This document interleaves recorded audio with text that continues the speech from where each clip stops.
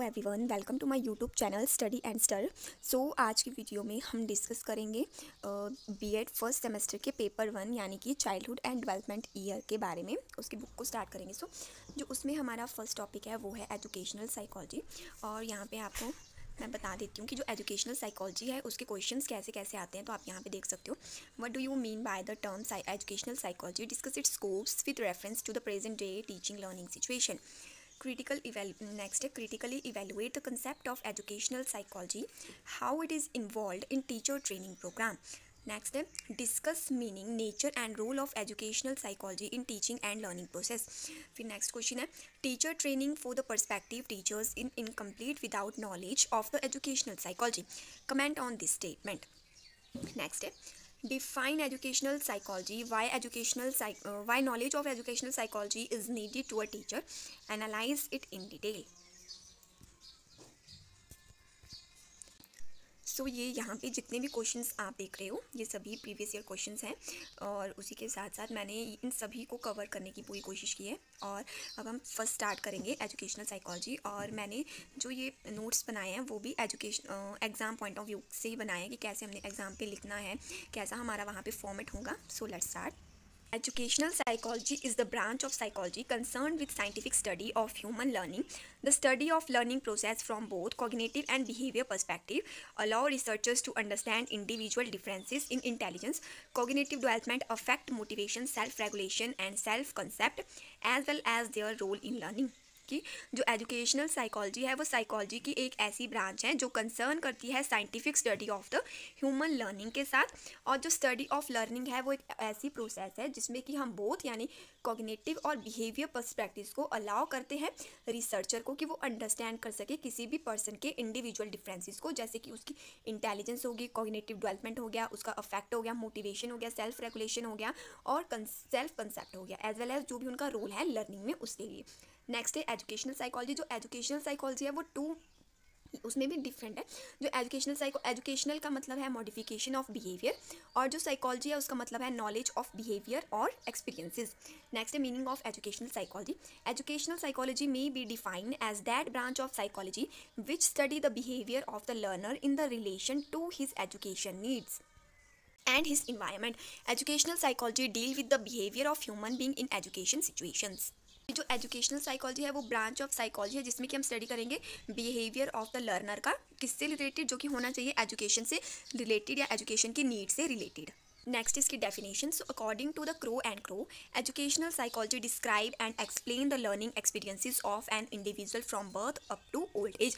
कि जो educational psychology है वो डिस्क्राइब करती है या एक्सप्लेन करती है लर्निंग एक्सपीरियंस को किसी भी एक इंडिविजुअल के from birth to old age. Next definition according to the Skinner, educational psychology deals with the behaviour of human being in education situations. This mean educational psychology concerned with study of human behaviour और the human personality, its growth, development and guidance under the social process of education. की जो educational psychology है वो deal करेगी human being के behaviour के साथ with the education situations. और जो एजुकेशन साइकोलॉजी को कंसर्न करेगा ह्यूमन की पर्सनैलिटी, ग्रोथ, डेवलपमेंट, गाइडेंस जो और अदर सोशल प्रोसेस से। सो नेक्स्ट है कैरेक्टरिस्टिक्स ऑफ एजुकेशनल साइकोलॉजी। सो आप मेक श्योर करिएगा कि आप ये डायग्राम ज़रूर बनाएं एग्जाम में, क्योंकि वहाँ पे हमें कंटेंट कम पड़ जाता है एग्जाम में। तो इस डायग्राम से वो कंटेंट मतलब एक पेज तो आपका क्लियरली मतलब फिल हो जाएगा, काफ़ी अच्छा कंटेंट मिल जाएगा। So first a theoretical aspect. Educational psychology relies on various theories including behavior, cognitive, humanistic and social learning theories. These framework guide understanding of learning process and inform teaching practice. कि जो educational psychology है वो rely करती है बहुत सारी theories पे, जैसे कि बिहेवियर, कॉग्निटिव, ह्यूमनिस्टिक और सोशल लर्निंग की थ्योरीज पे। और साथ ही साथ ये फ्रेमवर्क प्रोवाइड करवाती है understanding of the learning process के लिए और इन्फॉर्म करती है टीचिंग प्रैक्टिस को। Next is scientific aspect. Educational psychology employs scientific methods, empiricism, objectivity, systematic observation and experimentation. These approaches uncover effective teaching strategies. कि जो educational psychology है वो एक scientific method है, साथ साथ किसी जो कि बेस्ड होता है ऑब्जेक्टिविटी, सिस्टमैटिक ऑब्जर्वेशन और एक्सपेरिमेंटेशन पे। और ये जो अप्रोच है ये अनकवर करती है इफेक्टिव टीचिंग स्ट्रेटजीज को। नेक्स्ट हमारे पास approval principles. The approval principle asserts that the positive reinforcement fosters learning this principle inform teaching practices emphasis and positive feedback, कि जो अप्रूवल प्रिंसिपल है वो एक पॉजिटिव रेनफोर्समेंट होती है लर्नर्स के लिए, और ये इन्फॉर्म करता है हमें टीचिंग प्रैक्टिसेस के लिए, और जो हमारा फीडबैक होता है उसको एम्फेसिस करता है। नेक्स्ट है prediction. Educational psychology predict learning outcomes based on factors like motivation, intelligence and instructional method. This understand informs effective instructional strategies, कि जो एजुकेशनल साइकोलॉजी है वो प्रिडिक्ट करती है लर्निंग के आउटकम्स को, जो कि बेस्ड होते हैं फैक्टर्स पे, जैसे मोटिवेशन, इंटेलिजेंस और इंस्ट्रक्शनल मेथड्स होते हैं उन पे। हमारे पास causes. Educational psychology examine factor influencing learning including environmental, individual and instructions factor, कि जो एजुकेशनल साइकोलॉजी होती है वो एग्जामिन करती है फैक्टर्स को, कि जो कि इन्फ्लुएंस करते हैं लर्निंग को, जैसे कि हमारे इन्वायरमेंटल फैक्टर हो गए, इंडिविजुअल फैक्टर हो गए, इंस्ट्रक्शनल फैक्टर हो गए। नेक्स्ट है experiment of truth. Experimentation including hypothesis testing and controlling studies covers effective teaching methods, कि जो एक्सपेरिमेंटेशन है उसमें इंक्लूड होती है हमारी हाइपोथेसिस जो कि हमने टेस्ट करी होती है, कंट्रोल स्टडी होती है जो कि हमारे अनकवर करती है इफेक्टिव टीचिंग मेथड्स को। नेक्स्ट है environmental factors. Environmental factors play a scientific role in shaping learning outcome. These factor include classroom environment, family background, socio-culture factors, and economic factor. The classroom environment for intense can either support or hinder learning. A well-organized and inclusive classroom can foster engagement and motivation, while a chaotic or immediate environment can hinder a learning. कि जो environmental factor होते हैं वो एक significant role play करते हैं हमारे effective learning outcomes के लिए, और साथ ही साथ इसमें हमारे फैक्टर्स इंक्लूड होते हैं, जैसे हमारे क्लासरूम इन्वायरमेंट हो गया, फैमिली का बैकग्राउंड हो गया, सोशियोनॉमिकल कल्चर्स हो गया, इकोनॉमिक फैक्टर एक्सेट्रा हो गया। ये हमारे क्लासरूम इन्वायरमेंट है, ये हमें सपोर्ट भी करते हैं और हिंडर करते हैं हमारी लर्निंग को। नेक्स्ट है continuous assessment. Continuous assessment evaluate student learning through formative, summative and diagnostic assessment. This ongoing process identify learning gaps and inform instruction, कि जो कंटिन्यू असेसमेंट है वो हमें हेल्प करती है कि हम स्टूडेंट को इवेलुएट कर सकते हैं, जैसे कि formative, summative and diagnostic assessment से, और ये एक ऑनगोइंग प्रोसेस है जो कि थ्रू आउट द ईयर चलती रहती है। नेक्स्ट हमारे पास research based practices rely on evidences based method, research inform teaching and data driven decision making. This approach enhance student outcome and teachers effectiveness, कि जो रिसर्च भी एक प्रैक्टिस होती है वो रिलाई करती है हमारे एविडेंस बेस्ड मेथड पे, और हमें इन्फॉर्म करती है रिसर्च टीचिंग के लिए और डाटा डिस्कशन डिसीजन मेकिंग के लिए, और ये अप्रोच एनहांस करती है स्टूडेंट के आउटकम को और टीचर की इफेक्टिवनेस को। हमारे पास नेचर ऑफ एजुकेशनल साइकोलॉजी। सो आप यहाँ पे डायग्राम देख सकते हो नेचर ऑफ साइकोलॉजी का, कि इसमें कौन कौन से नेचर आते हैं, जैसे कि पॉजिटिव साइंस हो गया, educational science, applied science, practical science etcetera. So अब हम इनको डिटेल में डिस्कस करेंगे। फर्स्ट है हमारा positive science. Educational psychology is a positive science focusing on observable phenomena, measurable outcome, empirical evidence, and objective analysis. This approach ensures educational practices and grounded in evidence-based research. कि जो educational psychology होती है वो positive science होती है, और साथ ही साथ वो फोकस करती है ऑब्जर्वेबल फिनोमिना पे और मेजरेबल आउटकम्स पे और एविडेंसेस पे, और ये जो अप्रोच है ये इंश्योर करती है एजुकेशनल प्रैक्टिसेस पे और ग्राउंड एविडेंसेस बेस्ड रिसर्च पे। नेक्स्ट है हमारे पास educational science. Educational psychology aims to understand teaching learning process through scientific inquiry, theoretical framework, empirical research and practical applications.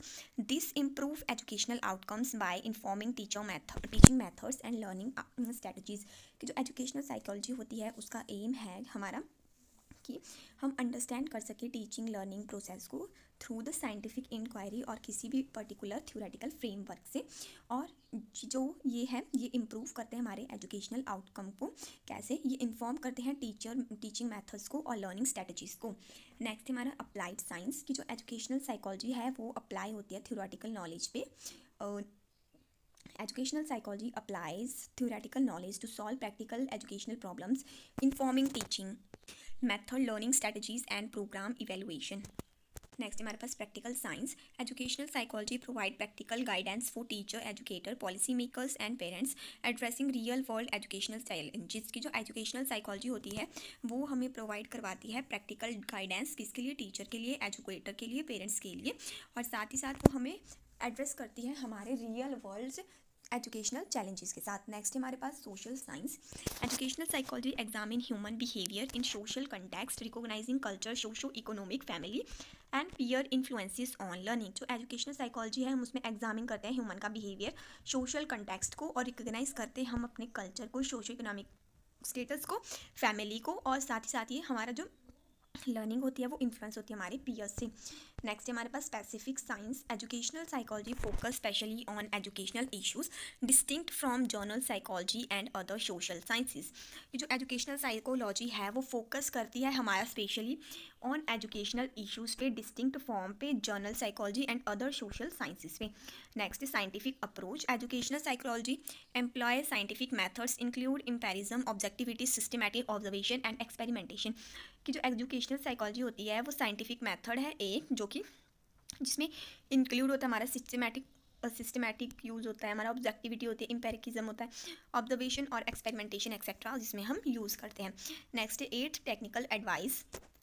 Educational psychology offer expert guidance on teaching methods, learning strategies, educational materials and assessment। की जो educational psychology होती है वो offer करती है experts की guidance को for the teaching methods के लिए और learning strategies के लिए, और साथ ही साथ ये हमें प्रोवाइड करवाएगी educational material को और हेल्प करेगा हमारा assessment में।